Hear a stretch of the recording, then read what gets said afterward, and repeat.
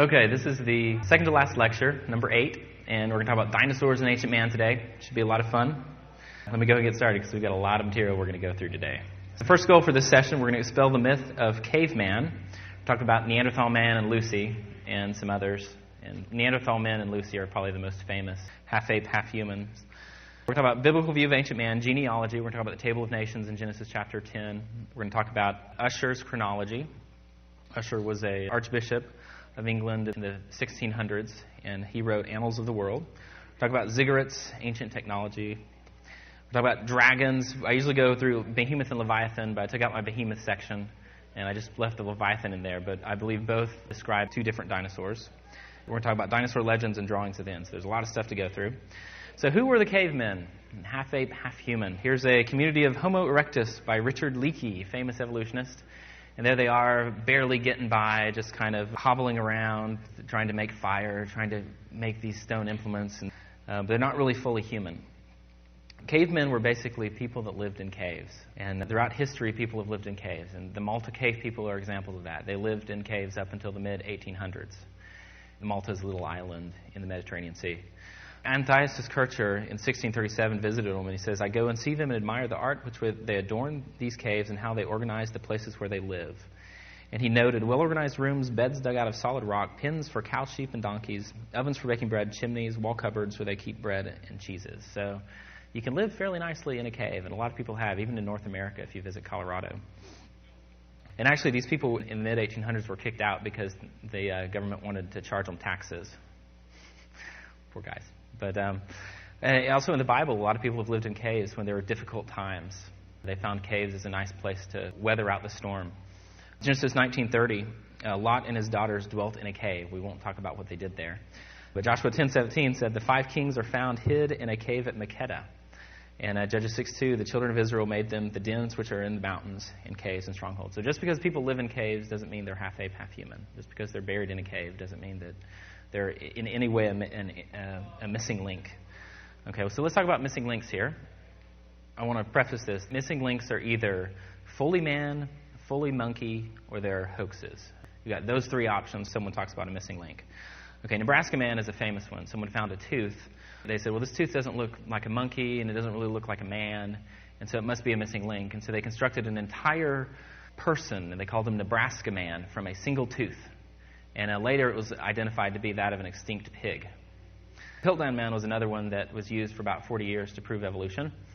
It was a fraudulent hoax. They took an orangutan jaw and a human skull, and because the teeth of the orangutan didn't fit up with the teeth of the humans, they actually filed down the teeth of the orangutan jaw, and then they dyed them to make them look old, and they said, here's our evidence for evolution. And then Neanderthal man, there's about 300 skeletons that have been found in France. And they're the Neanderthal people. And you'll hear a lot of people talk about these as missing links. So let's talk about them. Curator of the Physical Anthropology Division at the University of Michigan said this, "But the fact is, the Western European Neanderthals are today's West Europeans. Neanderthals are Frenchmen.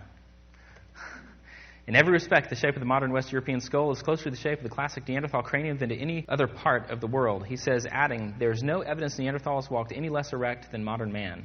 And from the neck down, the only difference between Neanderthals and modern man is the indication of generally greater ruggedness in Neanderthal joints and muscles." So basically, the reason that they have stronger joints and muscles, when you work out, when you live a really rugged lifestyle and you got to carry a 90-pound deer, 3 miles back to the cave to feed your family, it's not only your muscles that grow, your bones actually get thicker, and so it's good to work out. But that's why the muscles would be thicker for these people, because they lived a really rugged lifestyle.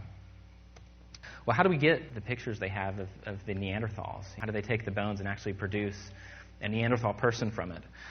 Well, this article says, anatomical reconstruction is not science. At best, it is art, license, and imagination. So they took one Neanderthal skull, and they gave it to 9 different artists. And here's the 9 different pictures they got of what Neanderthals look like. Look how different they are. They're vastly different. There may be a little bit of science involved in reconstructing what they actually looked like, but most of it's art. Okay, and art is not science. Buried alive, Jack Cuzo. Jack Cuzo visited Europe, and he's an ornithologist. He did a lot of research and did a lot of measurements with skulls. He looked at Lemaistrier and La Chapelle Saints, and he looked at a lot of different Neanderthals. He found a couple of things to be true. Neanderthal skulls are generally larger than those of modern humans, meaning they have a larger brain. I don't know how that fits into evolution. And there's also evidence of rickets and arthritis. That means they might be pretty old. It's interesting, as you grow older, your eye sockets actually get larger, your nose socket gets larger, your chin will get a little bit longer, and your brow ridge will start to get more pronounced. And if you remember, people directly after the flood were living to be several hundred years old. And so one theory that Jack Cuso proposes is that maybe these were early post-flood people who are living long ages. And talks about a study in there by Brian Garner. He has his PhD in biomedical engineering, and he used data from a study with 113 people in it. And at the beginning, they took measurements of people's skulls, like the distance between their eyes and how big around the skulls were, when they were young at like 19. And then they took a second measurement at age 46, was the average age. It turns out your skull grows slightly every few decades.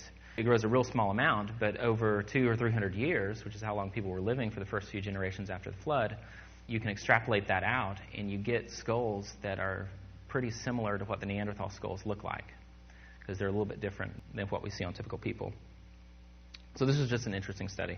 He wrote a paper on it, and he sent it off to be published at an orthodontics publication. This was the chairman and editor of the publication, and he said, "Dear Dr. Cuso, the paper you sent me is quite interesting. It is evident that you have carefully read the monograph and understand the design and results. The extrapolation you portray is mathematically elegant, and the result quite interesting. A nice job." And then he politely declined to publish it because it didn't fit in with his worldview. Anyways, that happens a lot. People don't get published who are doing some pretty good research. The next missing link we're talking about is Australopithecus afarensis, also known as Lucy. Neanderthal men are 100% human. Lucy is 100% monkey. Here we have Darwin's theory is proved true, 1912. It was found by paleoanthropologist Donald Johansen in Ethiopia in Africa. And there was actually a more complete Australopithecus afarensis skeleton that was found, and this was of a young specimen. The original Lucy skeleton didn't have any hand bones or feet bones, so they didn't know what they looked like, and so the evolutionists assumed that they were human. Well, it turns out that they look exactly like monkeys. Michael Ord says this: Lucy has a wrist lock mechanism like chimps and gorillas, useful in knuckle walking. Well, people don't have wrist lock mechanisms. Only knuckle walkers do.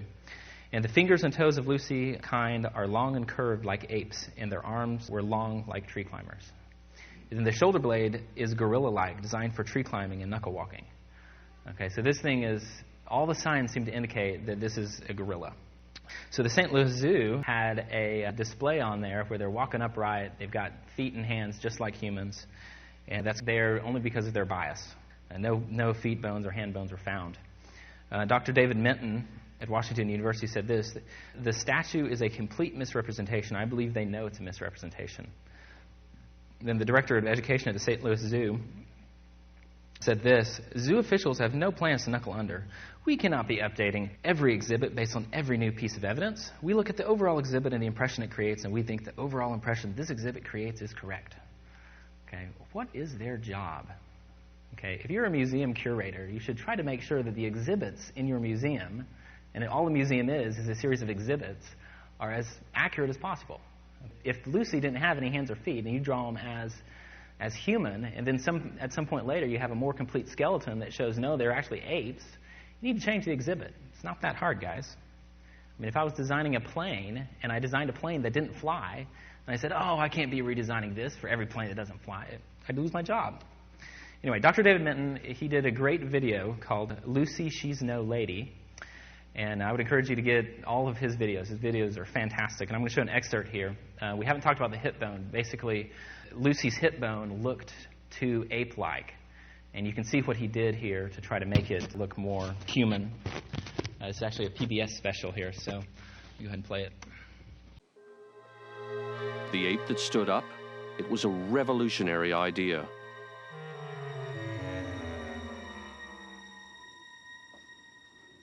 We needed Owen Lovejoy's expertise again, because the evidence wasn't quite adding up.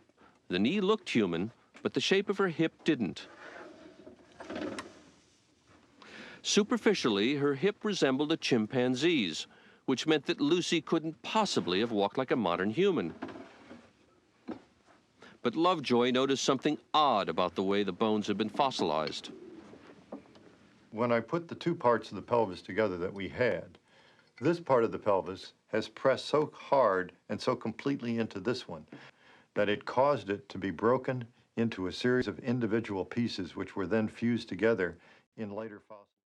So you see they were broken and they don't fit together properly. They did speculate in the program as to exactly who was responsible for breaking the hip, and current scientific evidence suggests perhaps a deer stepped on it. Here you can see a deer foot stepping on the bone. Isn't that a bummer? Let's see where it goes from here. This has caused the two bones, in fact, to fit together so well that they're in an anatomically impossible position.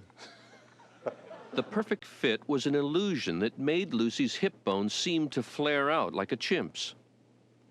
But all was not lost. This is a power saw, friends. You may want to put your goggles on. Lovejoy decided he could restore the pelvis to its natural shape. He didn't want to tamper with the original, so he made a copy in plaster. Notice he's removing whole parts, not just cutting. He cut the damaged pieces out and put them back together the way they were before Lucy died. It was a tricky job, but after taking the kink out of the pelvis, it all fit together perfectly, like a three-dimensional jigsaw puzzle. Look how perfect. You can read a newspaper through the hole. As a result, the angle of the hip looks nothing like a chimp's, but a lot like ours. Lucy was a monkey, okay? She was definitely a monkey, and no matter what kind of finagling you do with the hip, you're not going to make it look like a human. So just remember, when you see these things come out of China, and a lot of people are fabricating these monkey, half humans out of China, they're making a whole trade out of it. They're either a monkey, it's either a person, or it's a fake. So just remember that. Okay, let's talk about ancient man here. Evolutionists, as we've been saying, they believe ancient man was kind of stupid, kind of dumb, slow. We believe that ancient man was smart, okay, very intelligent, and all human. Genesis 4 is pre-flood, of course. It says, Cain knew his wife, and she conceived and bore Enoch. When he built a city, he called the name of the city after the name of his son Enoch. So people were building cities before the flood. Genesis 4:20 and 22 says this, and Ada bore Jabal, and he was the father of such as dwell in tents, and of such as have cattle. And so we've got animal husbandry before the flood as well. And his brother's name was Jubal, and he was the father of all as such as handle the harp and organ. So we've got musical instruments before the flood. We've got harps and organs before the flood. And Zillah, she also bore Tubal-Cain, an instructor of every artificer of brass and iron. So we've got metallurgy, some pretty advanced metallurgy before the flood as well. And there's a lot of evidence to indicate that ancient man was pretty technologically savvy. A Neanderthal flute fragment, which also lends credence to the idea that Neanderthal was 100% human, says this piece of hollowed-out bone from Neanderthal archaeological site is believed to be part of a flute with the whole spacing conforming to the diatonic musical scale. I don't know how to make a flute that conforms to the diatonic musical scale, but obviously they did. That takes some amount of technological savvy. You know, the diatonic scale, do, re, mi, fa, sol, la, ti, do. So brass and iron, does it take a lot of technological savvy to do that? Well, basically you have to understand copper, bronze, and tin and mix them in the right ratios. And iron must be smelted, which requires fairly complex chemical knowledge. Iron production requires considerable control of ingredients and temperatures as high as 1,500 degrees Celsius. Okay. And a forged iron is steel. It's the Hittite sort and requires even more finesse. D.T. Beyer, early Thai bronze, said this, I believe that it is possible to say with a high degree of confidence that a well-developed bronze technology was present in mainland Southeast Asia prior to 2000 B.C.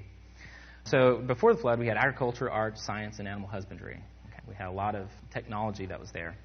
And Adam bore Seth. He's a direct son of Adam and Eve. And then Seth named Enos, so that's his son. And then in Jude, it says Enoch, the seventh from Adam. You can count them up, 1, 2, 3, 4, 5, 6, 7. So these are not telescoping genealogies. It's a direct father-son relationship. So you have people living an incredibly long period of time. If you spend 20 years in a specific field, you're considered an expert in a field. But what if you spent 200 years working with brass and iron? Think of how good you'd be. Think of how skilled you'd be. So post-flood civilization, people weren't living nearly as long. So for the first 4 generations after the flood, you have people living 400 years. Okay, you can still be pretty skilled at something if you're living that long. And for the next few generations, they lived 200 years. And then it sort of went downhill from there. Abraham lived 175 years, Isaac 180 years. And because they began living much, much shorter lives, a lot of these skill levels, they just weren't at the same skill level as the people who were living for the real, real long periods. And today, people typically live, you might live to be 100 today. Some people more than that. People can't develop as high a skill level. Genesis 8 says this: the ark came to rest in the 7th month on the 17th day of the month on the mountains of Ararat. So what happened after Noah and his family exited the ark? What happened as far as people migrated? Well, the mountains of Ararat is in the land of Shinar, which is Mesopotamia and Babylonia. You will never find a more wretched hive of scum and villainy. Oh, wait, no, that's the United Nations. We're going to talk about the Table of Nations. The Table of Nations is 70 nations that are mentioned in Genesis chapter 10 that come from Shem, Ham, and Japheth. 26 of the nations come from Shem, 30 nations come from Ham, and 14 nations come from Japheth. An incredibly powerful piece of evidence is that almost all of the names from the list have been found in archaeological discoveries in the last century and a half.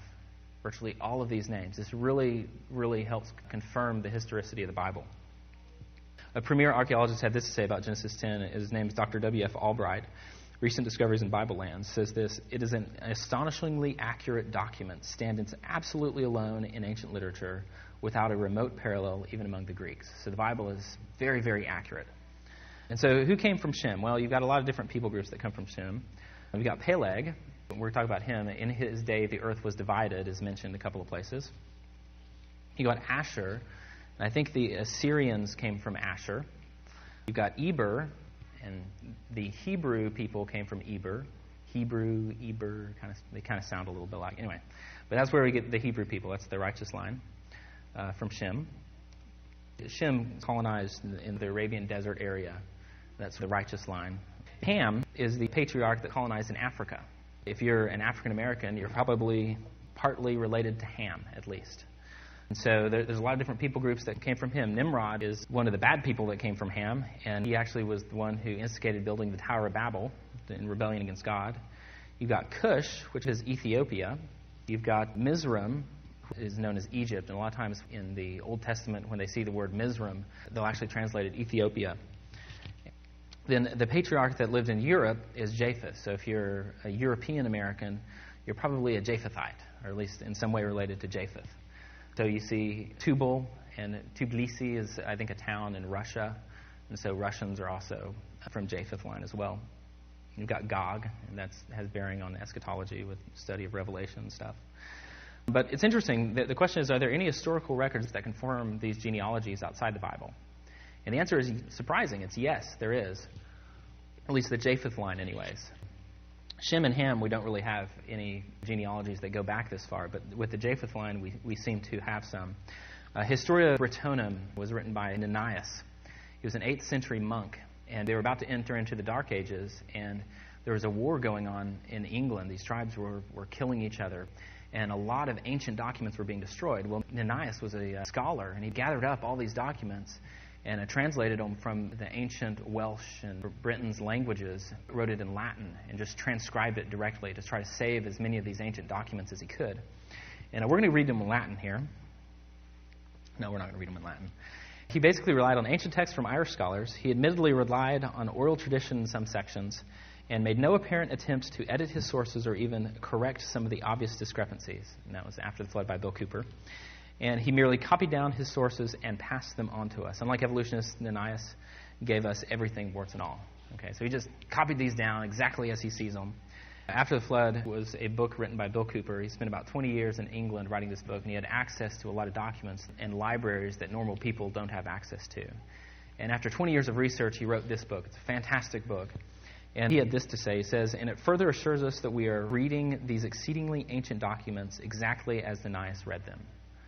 Ananias transcribed some genealogies down for us. And these genealogies, according to Ananias, were written before Britain ever became a Christian nation. It was still pagan. And beyond that, some of the genealogies don't line up perfectly with the biblical account, but they do have a lot of names in common, which seems to support the biblical account. They don't go back to Noah, but they go back to Japheth. Europeans come from the Japheth line. So here's Japheth there. Here's Jobath or Iobath, and they're different pronunciations of the same name. And Ezru and Esra are two different pronunciations. And then Ezra and Shru are two different pronunciations. So you have several names that are actually in the biblical account. And yeah, some of them are out of order, like there's Bath, that was actually the son of Japheth. And they've got Bath as the son of Iobath. But then after Ezra, the Irish Celts and the Briton lines split, and they don't have any names in common at all. And so it appears that that's where they sort of separated. This is some text outside the Bible that seems to support the lineages that are inside the Bible as being actual history. It's fascinating stuff. No one seems to ever know about this stuff. That's why I include it. Genesis 10 says this: 2 sons were born to Eber. The name of the one was Peleg, for in his day the earth was divided, and his brother's name was Joktan. And this verse is repeated in 1 Chronicles 1:19 exactly. So what does that mean? What does it mean that in Peleg's day the earth was divided? There's 2 popular theories on the phrase, the earth was divided. Number one, the earth's continents split apart. I don't think this is a very good explanation for what it means, because if the earth's continents were split apart, you would have had a tremendous catastrophe similar to the flood.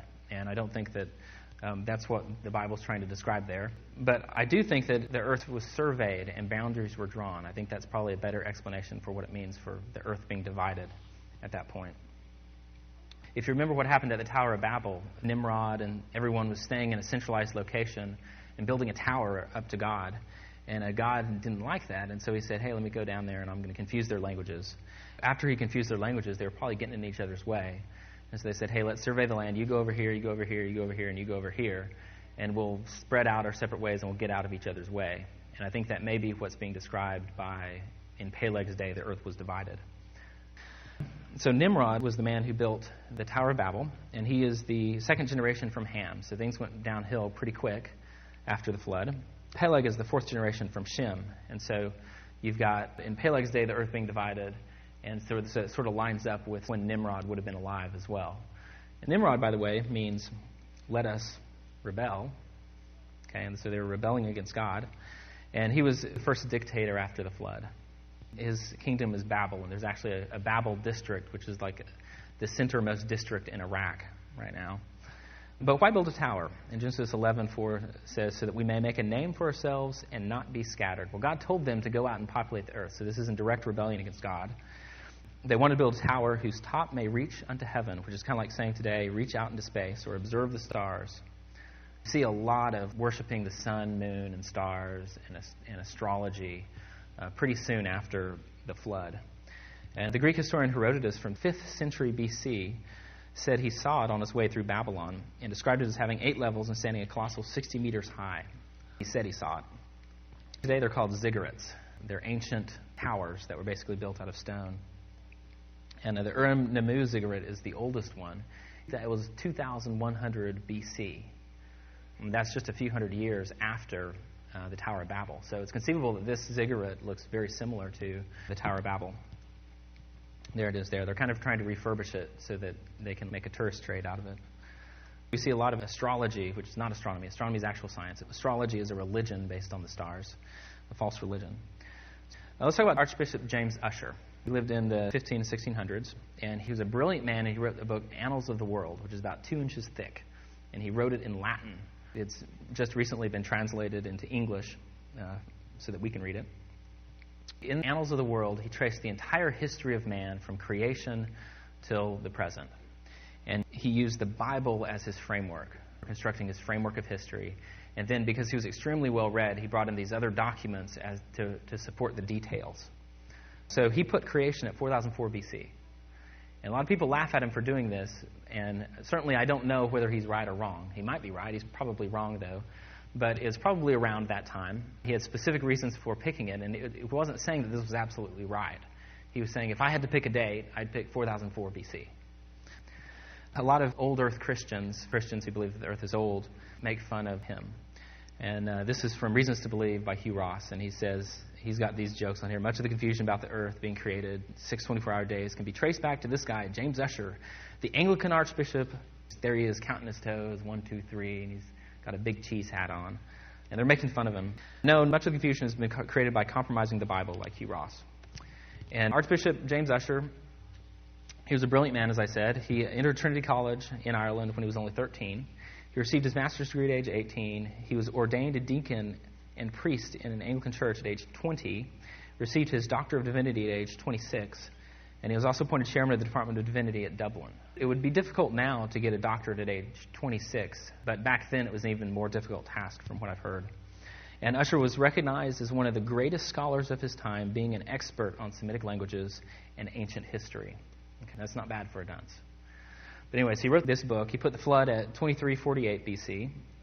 At 2348, if you go to most of the Bible atlases and most of the historical documents that are supposedly Christian, they will tell you that the pre-dynastic period, which would be the flood has to happen before that, is at something like 3,300 BC.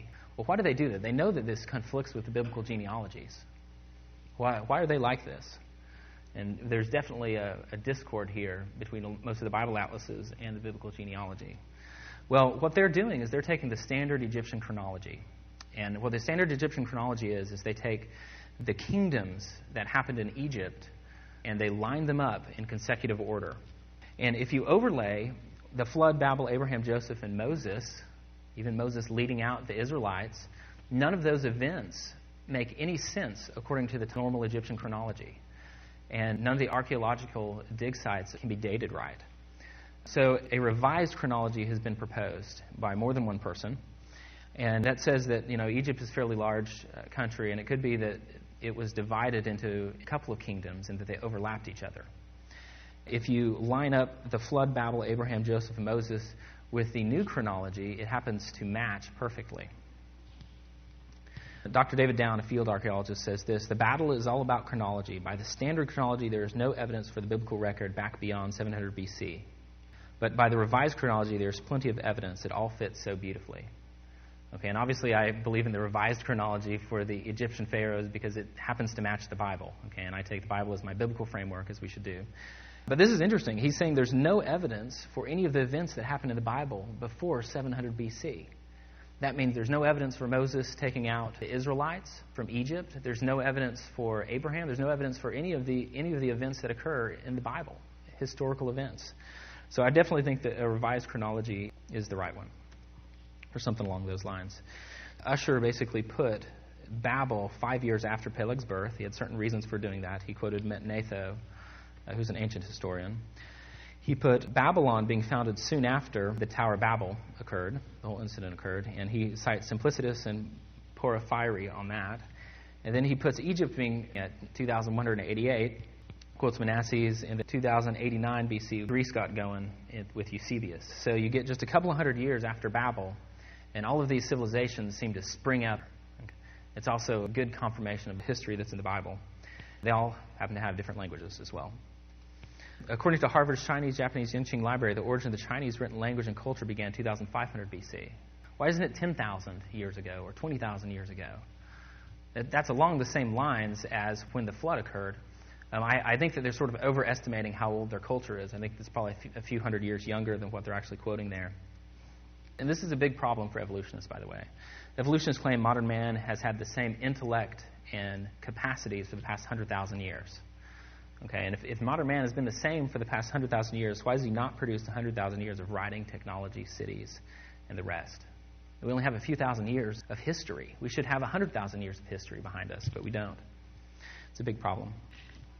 So if we all split up from the Tower of Babel, do we find any evidence for that? Do we find any common engineering skills, advanced engineering skills? Do we find common architecture around the world, or do we find a common religion?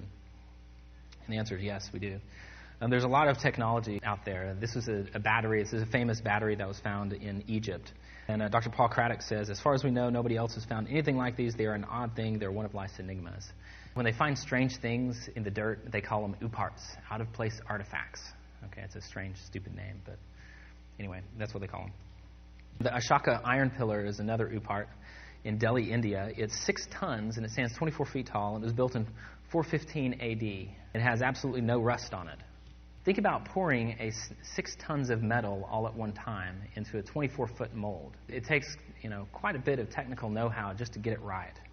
And the fact that it had the right metallurgical properties, that it has no rust, shows sort of the level of technology that they had. Here's a model airplane. For all I know, this could have been a child's toy that was found in Egypt, and it's since then been lost. 16th century Turkish admiral Piri Reis. This is my favorite one. The map was drawn in 1513. On gazelle skin. It was found in 1929. Piri was an admiral and had access to the Imperial Library of Constantinople. He drew this map, and it's called a Portolan map, and uses spherical trigonometry to determine the location of ships. It's got North America on there, South America, Greenland, and Antarctica. And Antarctica is interesting because it has the actual shape of the land of Antarctica. Well, Antarctica today is covered in ice. We didn't know what the shape of the land was until we sent a satellite up. Well, how does this map have the actual shape of the land? It's conceivable that he had access to really early Ice Age maps that were drawn. That's the only thing I can figure. Well, this shows that there's a large level of technology, and there's a bunch of these zoo parts. There's dozens and dozens of them. I only went through a few of them. Scrutiny of the map shows that the makers knew the accuracy of the circumference of the Earth to within 50 miles. Okay, that is astounding. The Earth is 8,000 miles in diameter. So we see a lot of engineering skills, a lot of technologies, and common architecture around the world. Here's Palenque, Mexico. We see mounds and structures there. Pyramid of the Sun in Mexico. This was St. Louis, Missouri. It's another mound. We see pyramids in China. They don't let us have access to them, but some of them are as large as the pyramids in Africa. Here's Urnemu, Ziggurat, and it's 2100 BC. And here's pyramids in Egypt and Yucatan Peninsula. The Maya people built some pretty astounding things. Chichen Itza Temple has 365 steps. They knew exactly how many days were in a year. The Mayan calendar, by the way, is more accurate than the Gregorian calendar. And they knew that there were 365.242 days in a year. The Mayans knew that thousands of years ago.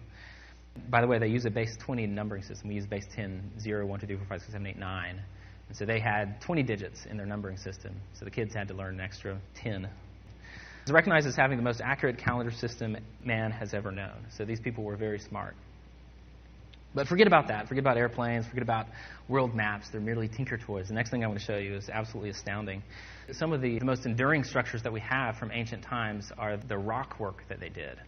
You can see here an Inca fortress, Sacsayhuaman, Peru, and some of the stones are 20,000 tons, which is the size of 4,000 5-ton elephants. How do you move something like that? 4,000 5-ton elephants. There's no mortar. There's no cement that's used in between these. They fit together perfectly. The geometry is just amazing. The Baalbek monolithic stones are in Europe, and they are the largest piece of hewn granite on the earth. You can kind of see a guy sitting on top of it there.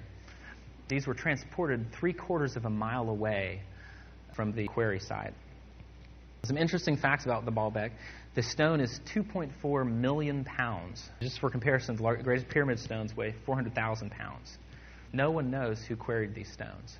Okay, and you may look at the temple there and you say, well, that's a Roman temple. That's the temple of Jupiter that's on top of there.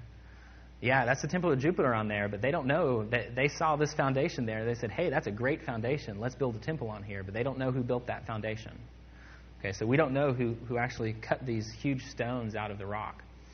Not only that, they had to hoist them 26 feet in the air. They probably built a land ramp and sort of pushed them up, I imagine, but we don't know. They're just enormous, enormous stones. Fascinating stuff, and it sort of shows you sort of the technology that they had back then. So in conclusion, man is not stupid or primitive. Evidence points to a highly developed civilization that sprung out of nowhere, and by looking at ancient man through our biblical glasses, we see that the evidence fits our model quite nicely. And when you have the right model, things rarely appears a mystery. So there's a lot of good books that show history, Annals of the World, God of the Nations, The Puzzle of Ancient Man, and I would add After the Flood by Bill Cooper to this list. So dinosaurs, let's talk about dinosaurs real quick. Dinosaurs and man lived together. And I've talked about this before, but this is a Komodo dragon, and if this is alive today, and if it had been found in the fossil record, it would have been considered a dinosaur, absolutely. You got to remember the average size of a dinosaur was that of a small goat. This isn't a real one. It looks really lifelike. This is Rich's kid sitting on a fake one. Typical evolutionists say the dinosaurs died 65 million years ago because of an asteroid that hit the Earth. And there's about 50 different theories as to why the dinosaurs died, but this is the predominant one. Okay, so you can see the dinosaurs. They're looking up at it saying, gosh, what's that? I really don't understand this because we have a lot of animals that are called living fossils. Remember, I talked about them in biology, that haven't changed for hundreds of millions of years. So what's the big deal if we found a dinosaur alive today that remained unchanged for 65 million years? Okay, here's a frog, for example, that's 145 million years, remained unchanged. It's interesting, though, but we found T-Rex bone, and it was broken open, and they actually found soft tissue inside of it that wasn't mineralized. Flexible tissue, blood cells. When Schweitzer first found what appeared to be blood cells in T-Rex specimen, she said it was exactly like looking at a slice of modern bone, but of course, I couldn't believe it. I said to the lab technician, the bones, after all, are 65 million years old. How could blood cells survive that long? Notice that her first reaction was to question the evidence, not the paradigm. It's inconceivable that if these were 65 million years old, that there would actually be soft tissue inside these bones. Okay, this is good evidence that they're not that old. But what really happened to the dinosaurs after the flood? Well, after the flood, the environment changed. It was tropical before the flood. It wasn't necessarily tropical after the flood. So there were only isolated locations that dinosaurs could have really lived. The large dinosaurs, anyways, could have really lived and sustained their huge body mass. And then secondly, people didn't want to live next to a dinosaur. They're terrible lizards, and they probably would have killed their family and eaten their crops and made life a mess. So people probably killed a lot of them off. And there's several reasons: for meat, because they were a menace; to be a hero, to prove your superiority; competition for land; and medicinal purposes if you're in China. There are dinosaurs in the Bible. Job 40 and 41 talk about dinosaurs. The most detailed description of an animal in the Bible is a dinosaur. Okay, and God is comparing himself to the dinosaurs and saying, look, I created this. How much greater am I than these huge animals? I usually talk about Behemoth and Leviathan. Behemoth, I believe, was a dinosaur. It talks about his tail being like a cedar tree. And the two animals that they usually say Behemoth was either a hippopotamus or an elephant. Okay, neither of those have tails like a cedar tree. Okay, they're more like a reed. Most people say Leviathan was a mythical creature. I think we're going to read some scripture today which is going to make that clear that he was not a mythical creature. He was a real creature. Some people say that he was an alligator, just a regular, ordinary alligator. I don't believe he was a regular, ordinary alligator. And he certainly wasn't Barney.